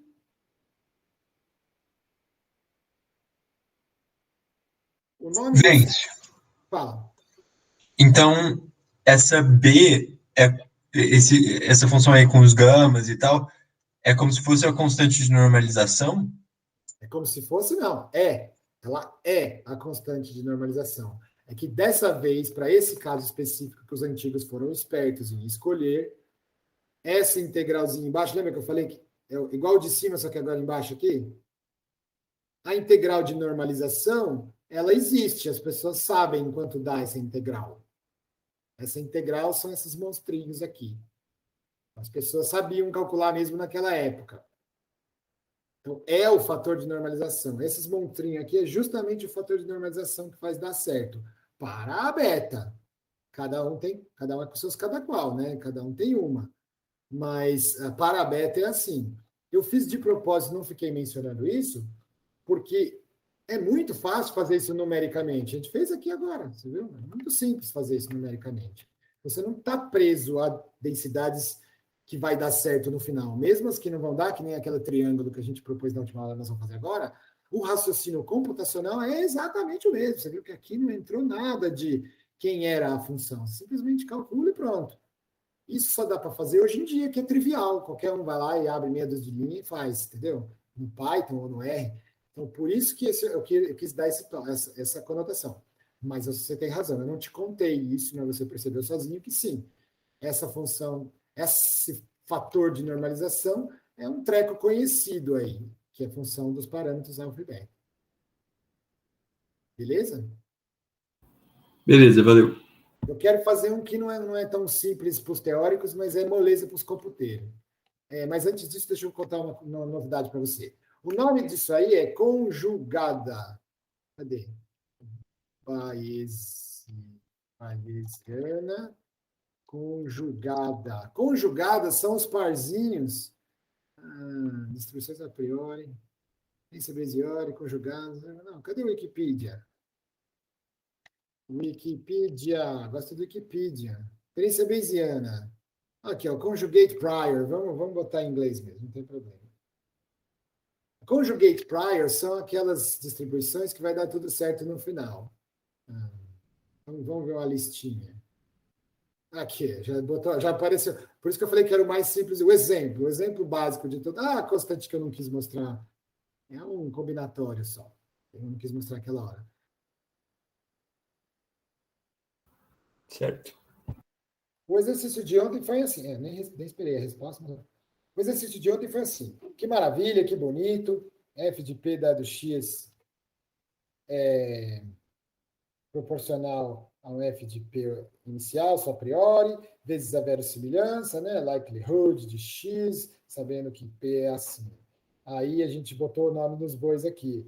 Colocamos P elevado a x, P elevado a x, 1 menos P elevado ao total menos x, tinha uma constante aqui, mas aí eu incorporei com a constante de baixo, a constante de proporcionalidade, então eu tirei ela daqui, não precisa, ela foi incorporada aqui nessa constante de proporcionalidade. Preciso pôr alguma constante. Então, constante por constante, encaixa todas numa grande constantona só, num constantine só, e pronto. Maravilha.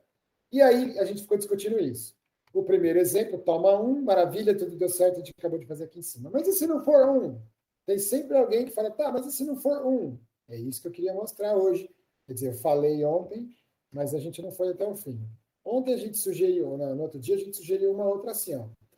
E se tiver algum P que eu acho que é, um tal de P0, e eu estou supondo que é assim, ó, um triângulo,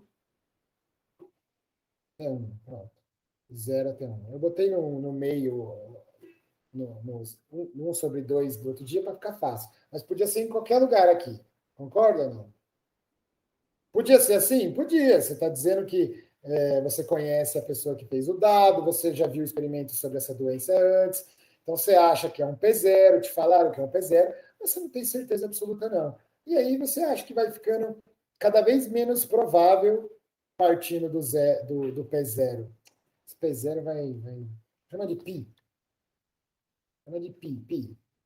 Em vez de chamar de P0. Esse P0 no zero vai acabar confundindo. Chama de pi.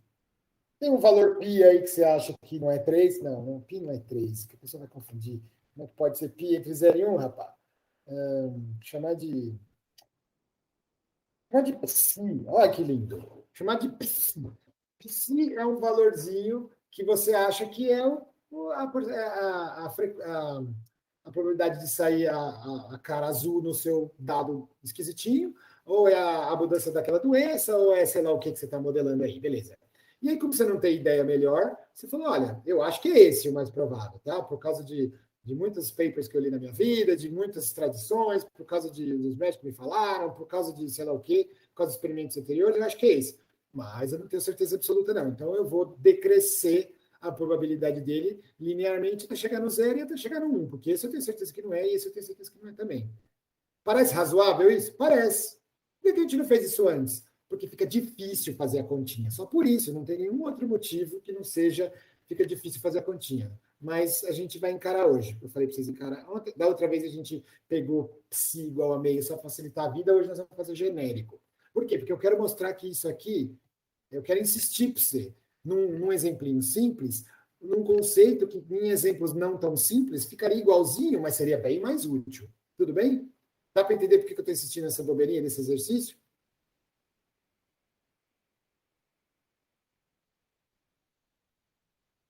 Ping. Pô, tava falando com as paredes. Será que não gravou? Não, tá tudo Pong. certo aqui. Tamo ping? Tá. Então, beleza. Pong. Vou começar a falar pink, você fala cérebro, tá bom? Vamos lá. Não, brincadeira, não vamos fazer isso não. Então, agora vamos por aqui. Só que essa funçãozinha é uma função por partes, ela não é contínua, aqui ela tem uma descontinuidade séria, então a gente tem que modelar daqui para cá e daqui para cá. Então, essa função já vai obrigar a minha posterior a se dividir em duas partes. E como é que é esse negócio aqui?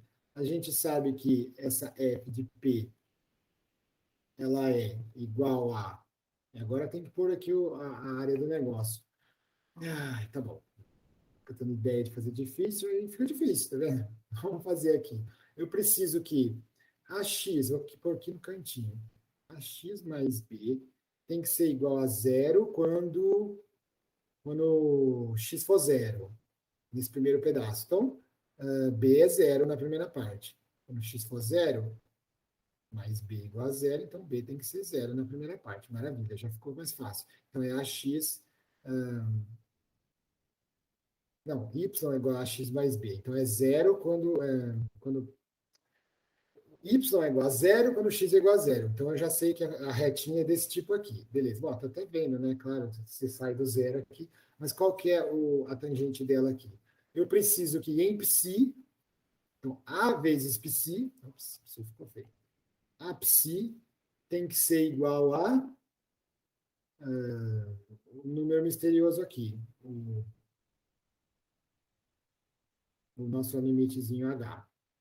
Bom, A vezes psi é igual a H, porque B já foi zero. Então, A vai ser H psi. 1 sobre psi.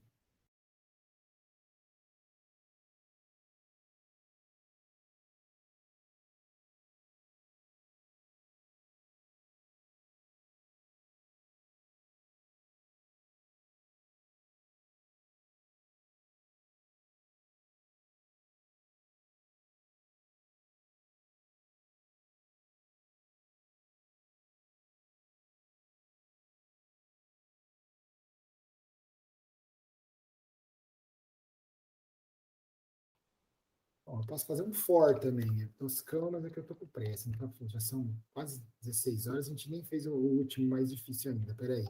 Eu vou fazer um toscão mesmo aqui. Int de P. Faz um for e vai falando que pô e foi é o aposte. Tudo isso aqui estava certo. Só que ele não entendeu, ele não sabe fazer. Eu não escrevi bem feito a função no mundo do R. No mundo do R, se você escreve uma função orientada a vetor, você joga um número e faz um número. Você joga um vetor, ele faz para todo mundo. Ele faz esse forzinho que eu estou te mostrando aqui, ele faz automaticamente. Mas eu não fiz bem feito. Vamos fazer assim mesmo. Então, P de I, agora tem que dar certo. E aí põe no final, vai ficar mais lento, mas tudo bem. Preciso inicializar meu POI. Vai ser um vetorzinho com length de P posições, pode ser até o P. P igual a P, pô igual a P, mas é vezes zero. Pronto, vai ficar tudo zerado. Inicializei meu pô, ele tem o mesmo tamanho de P por construção. Agora acho que vai dar certo. Vocês entenderam o que eu fiz aqui? Mais ou menos, foi muito rápido? Erro, por quê? Post não existe. Por que não existe post? Post? Ah, tá. Se post, não. Retorna post. Tá bom. Vamos por aqui, ó. Post igual a nulo. Pronto, inicializei. Agora sim. Post, a post, pô. Só tem coisa. Ué, mas por que para um ele fez? Agora vamos fazer o forzinho. Você está reclamando, amiguinho? Em qual i que você está? No 1. Ah, está justamente no 1. Por que está dando errado no 1? Quando 1. Ah, porque tem que ter um maior igual aqui, né, professor? Ô, professor, quer bombar na matéria? Esse aqui tem que ser. Se x for maior do que p, mas o 1 está permitido. Pode ter p. Por que não pode ser zero? Também pode ser zero. Pode ser zero, sim. É esquisito, mas pode. E aqui, será que tem um problema de continuidade? Porque tem algum p que é maior. Se for exatamente igual a psi. Exatamente igual a psi, ele não passa em nenhum. Então, vamos botar esse. Se for exatamente igual a psi. Agora vai. Agora foi, maravilha. Vamos ver a cara do pô. Vamos plotar o pô. Vocês estão comigo ainda? Plot Sim. P e pô. P, pô. Pô, seria legal, inclusive, a gente plotar no próprio, no mesmo aqui, só para curiosidade total. Ah, mas não está normalizado, né? Então, eu vou fazer o seguinte, vou abrir uma janelinha nova para não estragar a antiga. O R é meio xarapinho. Quando você manda plotar alguma coisa, ele passa por cima da anterior. Eu não quero que passe por cima, eu quero guardar outra. Então, pronto, abrir uma janelinha só para plotar. Essa é a ativa. Janelinha ativa. E agora sim, plota para mim. Deixa eu ver como é que ficou. Curiosidade. Ah! Pô, não fez diferença nenhuma. Será que tá certo isso?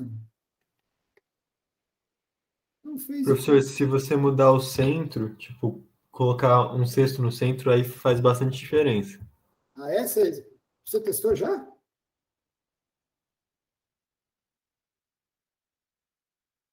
Você testou? Como é que você sabe isso?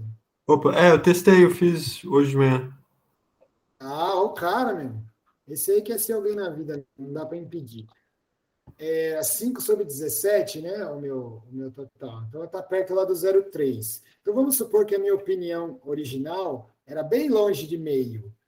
Eu achava que era um dado do tipo 0,7. Pode ser 0,7, você que já testou?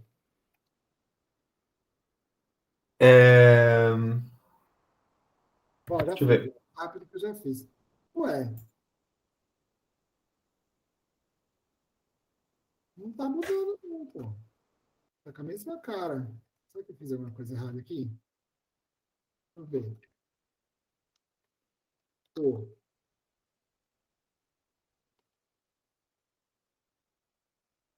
Eu vou botar lá longe, no zero. Será que eu fiz alguma besteira aqui que não tá levando em conta alguma coisa? Esse P. Quando o P, aqui no psi 07, tinha que fazer alguma diferença. Vamos fazer um abline, horizontal, vertical, em psi. Não é psi, é 0,7. Pô, a minha opinião sobre psi estava bem longe aqui. Por que ele não está levando em conta? Será que a posteriori está dominando? Os dados estão dominando completamente? Vou fazer com. A psi estava valendo tanto. Ah, peraí, eu mudei 0,17 aqui. Não, peraí, vou fazer o seguinte. Vou botar psi aqui, M, e sim. Sem esses negócios. Vou botar aqui embaixo aqui, ó. Ah, você me vergonha ouvir na internet? Vamos por aqui. 8, pronto.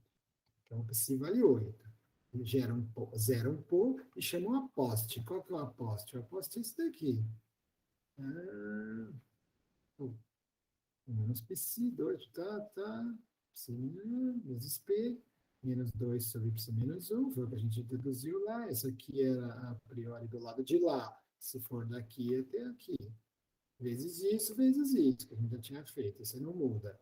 O que muda só é esse pedacinho da frente. E esse era 2 sobre psi vezes p, que é a retinha ainda até psi. Maravilha.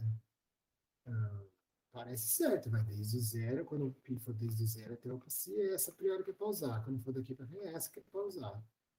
Estou entendendo por que está dando diferente. Estou usando o p certo. Acho que sim, deixa eu ver. O p está certo? É uma sequência que começa lá no zero, vai parar no 1. Vamos ver. Vou colocar de novo. Ué, não está fazendo diferença nenhuma. Poxa vida, vamos diminuir aqui. Vamos fazer. Eu joguei 5 vezes e dessas 5 eu obtive uma vez só o dado. E o meu psi vai continuar. Só que eu achava que ia dar muito mais azul. E deu só um. Vamos ver.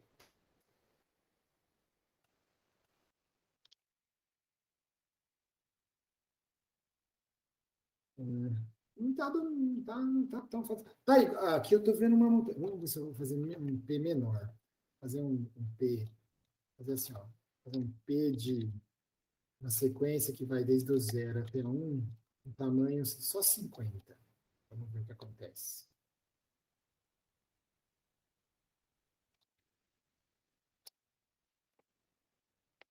De uma certa forma é bom, porque os dados estão sendo realmente dominados pela. Caraca, está me confundindo. Parece que tá. Será que esse if está dando certo mesmo? Professor, quando eu fiz com o psi pequeno e tanto N quanto X pequeno, aí o começo assim da curva da posteriori era uma reta, parecendo o triângulo, assim. Eu fiz, por exemplo, com, sei lá, N8 e X2 e centro 1/6. Aí... Era um dado que você achava que era 1 de 6, é um dado normal, que você achava que estava tudo certo, justo, com uma face azul só. Aí você jogou 8 vezes, voltaram 2. 2 sobre 8 é 0,25. E 1 sobre 6 é... Então, voltou mais do que você esperaria se fosse um dado justo mesmo. E aí, vamos ver o que aconteceu. Ver se fica parecido com o seu.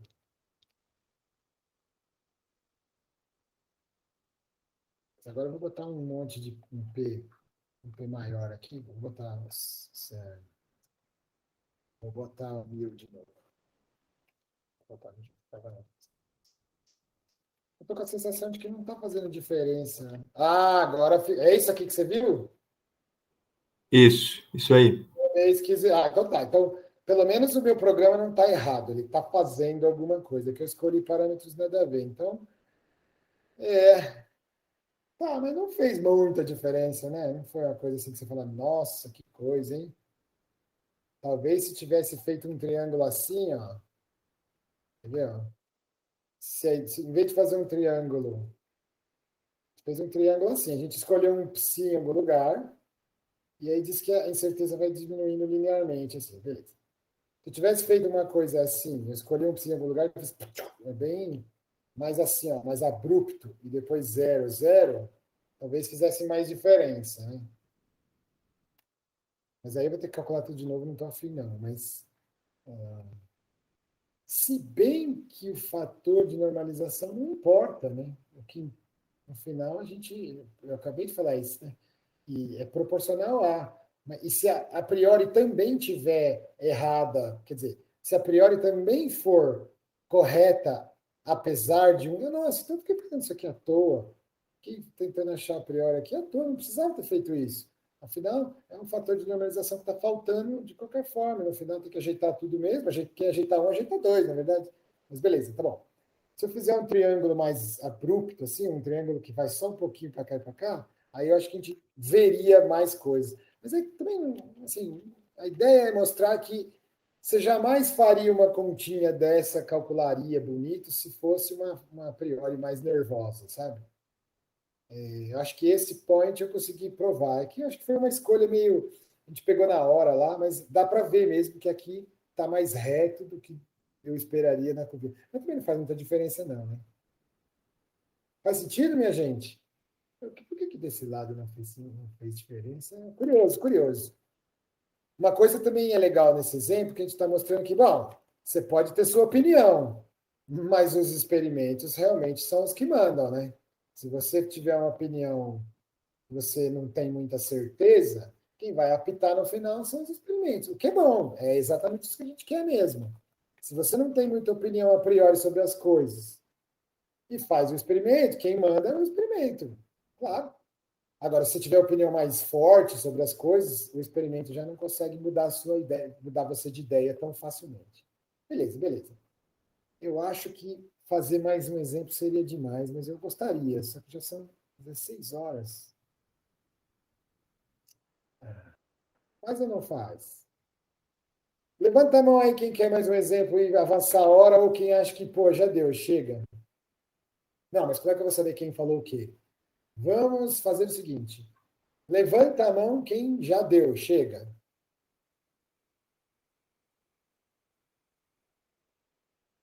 Pô, não tem resposta? Ah, tá. Uma mão, cujo nome eu não vou falar quem foi. Maravilha. Agora abaixa. O resto tá a fim de fazer mais um exemplo?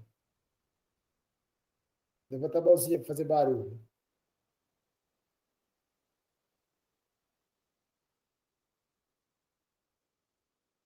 Ó, tem um pling para cá, um pling para cá. Então, vamos fazer o seguinte. Quem precisar ir embora, vai. Vou deixar gravando.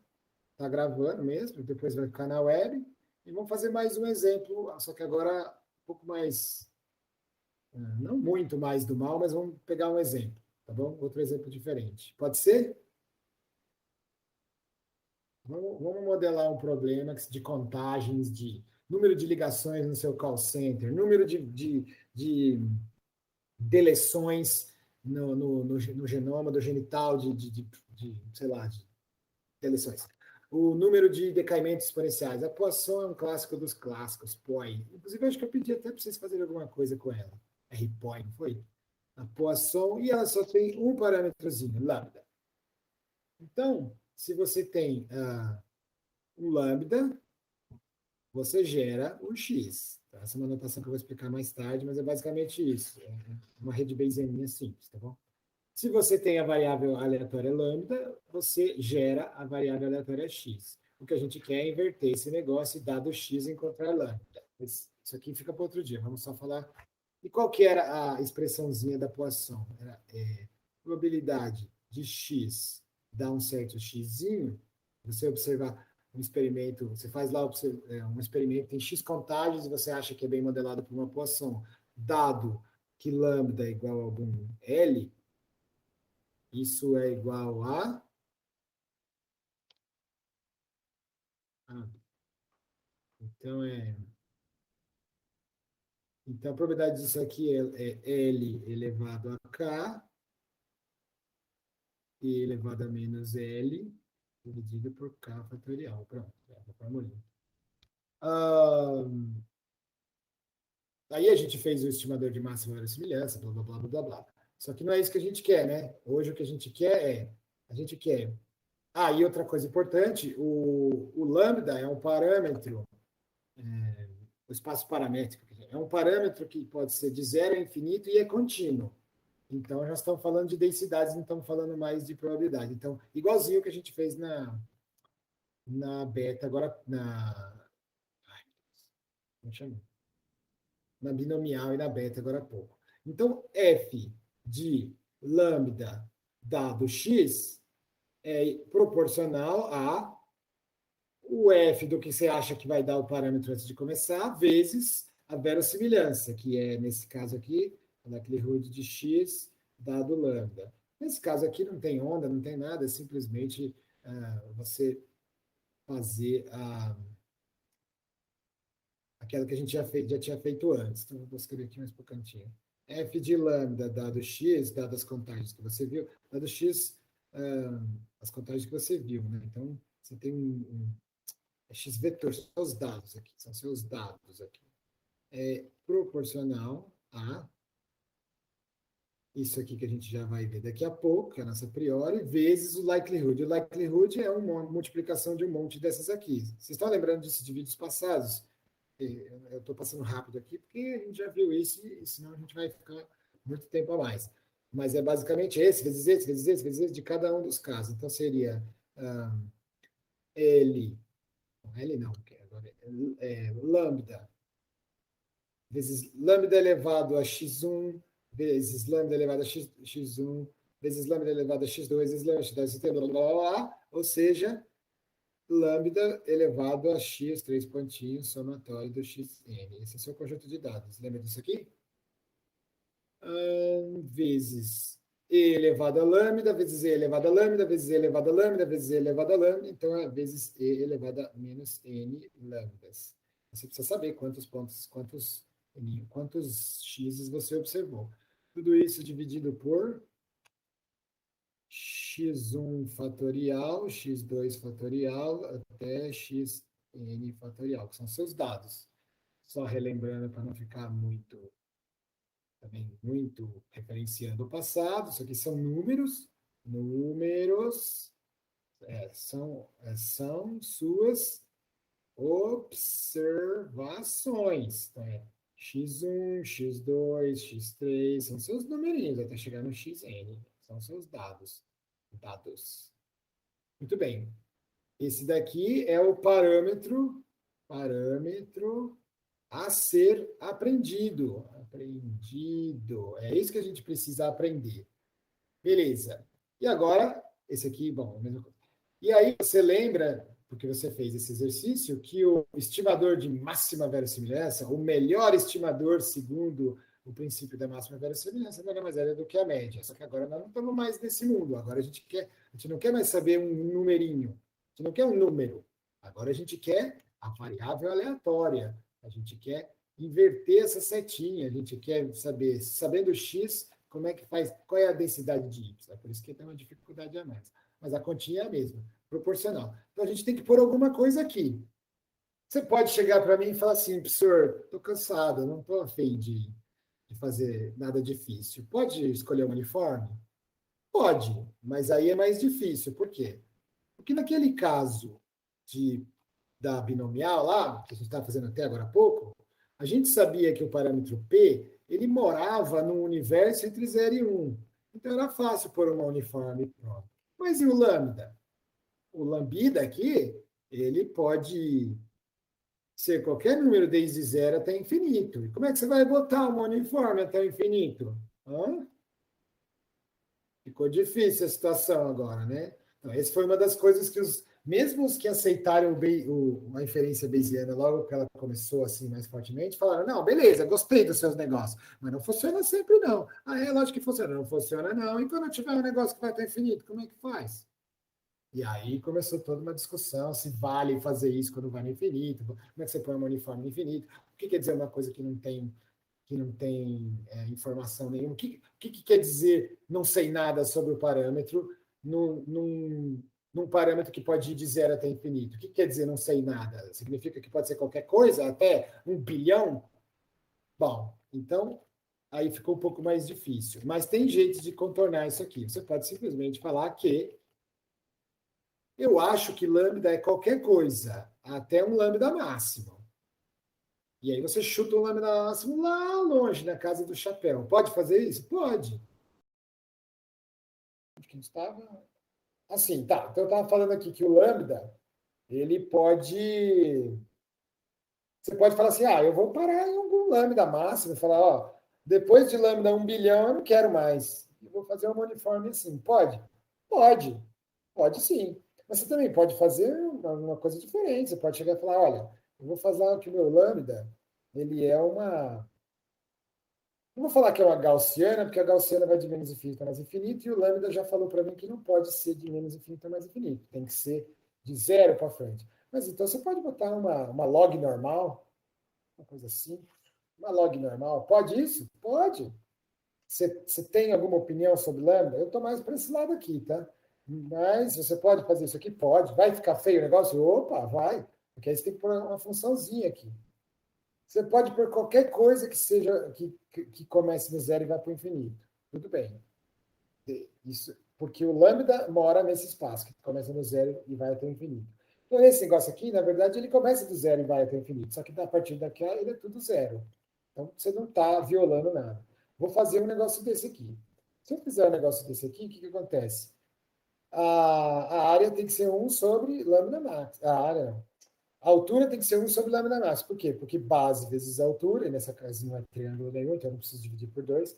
A base vezes a altura tem que dar 1. Então, o único jeito de dar 1 é se essa altura for 1 sobre lambda max. Então, esse negócio aqui eu substituo por 1 sobre lambda max, que é um número. O que acabou acontecendo?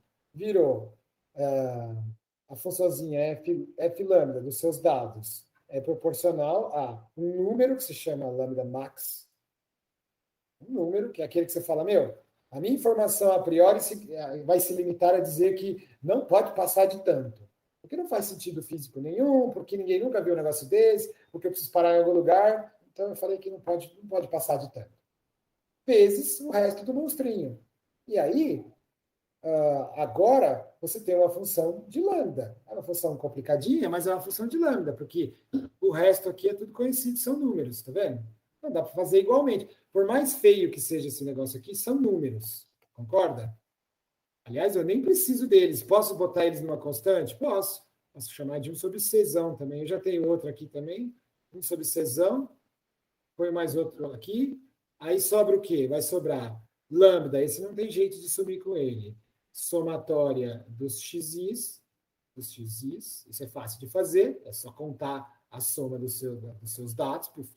Vezes e elevado a menos n, que é o número de observações, então, que é a soma de até n, vezes lambda. E agora você pode graficar normalmente, percebe? Percebe que não ficou tão difícil assim? Você simplesmente tem um negócio que diz assim, tem um lambda máximo, a partir do qual não vai dar tudo 0. Então, você divide isso aqui em 2. Você faz ficar assim, Aliás, está proporcional, mas agora eu posso trocar por igual mesmo. O f de lambda, dados os seus dados, é igual, e é igual de verdade mesmo, a alguma constante z, uma constante z aí, que eu não sei quanto vale, mas depois eu resolvo isso, vezes lambda elevado à somatória, chama de S1, vezes e elevado a menos n de lambda. Ficou até simples, né? E ela vale 0 se lambda maior do que lambda max, algum valor max. Pronto. Ficou fácil, não ficou? O legal foi sumir com isso aqui, porque afinal é uma constante. Por mais feia que seja, é uma constante. Eu assumo com ela, incorporo tudo em Z e depois eu vejo como fica. Então agora vamos programar e terminar isso, pelo amor de Deus, que você já deve estar cansado, eu também.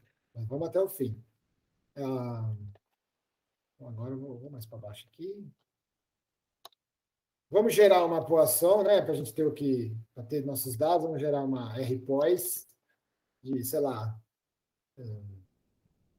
20 números, 20 números e de lambda vai ser, o lambda verdadeiro vai ser, sei lá, 4.9 é um número importante para todo mundo. 4.9 não é 5, vamos ver se 4.9 é 5. Beleza, então vamos gerar os x's. Gerei os x's. Então, aí. 8, 4, 3, 3, 4, 4, blá, blá, blá. Gerei. N igual a 20, né? N igual a 20. Podia até ter feito... Fazer o contrário. Fazer assim, ó. L vai ser 4.9. E agora eu vou fazer assim, ó. Por aqui. N e L. Pronto. Esses são os verdadeiros. Vou começar de novo. Ups. Tá aí. 3, 4, 6, 5, 6, blá, blá, blá. Beleza. Aí eu disse para você que a sua posteriori, depois de um exercíciozinho aqui, a gente viu que a posteriori é proporcional a lambda elevado a s, então eu vou criar uma funçãozinha aqui, post vai ser uma function que recebe algum lambda, e tem mais alguma coisa que eu tenho que receber? Tem que receber um lambda max, o L max, alguém tem que te falar a hora de parar. E os dados, né? Tem que receber os dados. Então, tem que receber X, o conjunto de dados. E o que ela vai fazer? Double ping ainda? Ixi. Pong. Os caras estão vivos, firme e forte aí. Então, é lambda elevado a soma de X. Então, eu já vou até fazer uma soma de X aqui para facilitar a minha vida. S vai ser soma de X, só para ficar bonito. Lambda de S vezes exponencial de menos N, também vou fazer um N aqui.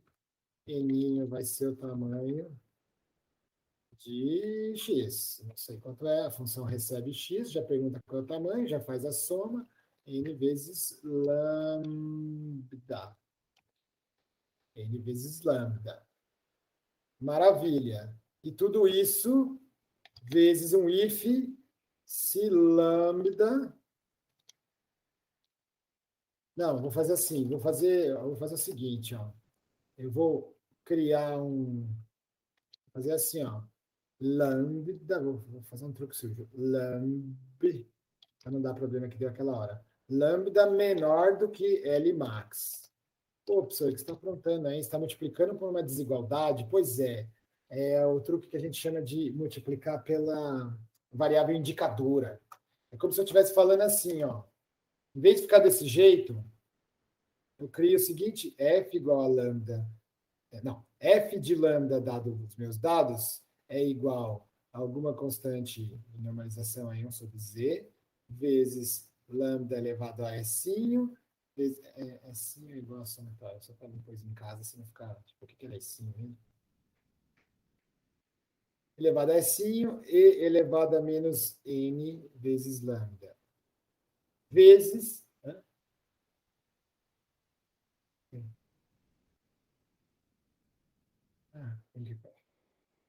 Então acabou, é a minha última coisa. Dividido por vezes uma variável indicadora que fala assim, lambda menor do que lambda max. E aí fica tudo numa coisa só. Essa variável indicadora, basicamente, ela dá 1 se obedecer o critério que está aqui embaixo e dá 0 se não obedecer. É a mesma coisa que está aqui, só que escrito numa linha só. É um truque sujo conhecido para otimizar as notações aqui. E aí, isso no R, basicamente, é fazer a desigualdade. Porque aí, quando isso aqui for falso, falso vezes qualquer número dá 0. True vezes qualquer número dá 1. E pronto. Olha que bonito. Aqui é finho, return é finho. Return é finho. Acho que vai ser simples. Vamos ver. Nunca é, né? Mas vamos ver. Então, vamos ver se ele reclama.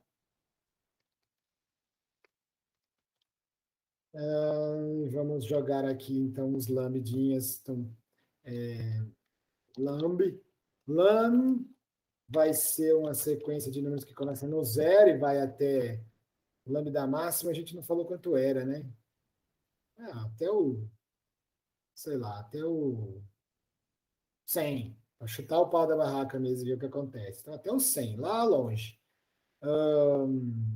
Não, 100 não, vai, vamos 50. Não. Isso aqui é 4.9, o L é 4.9, não vai passar muito de. Hã? Esquece, né? Eu preciso ir embora, gente, porque a patroa tem uma aula agora e agora alguém tem que cuidar das crianças. Termina isso para mim, por favor. É só terminar, tá bom? Fui.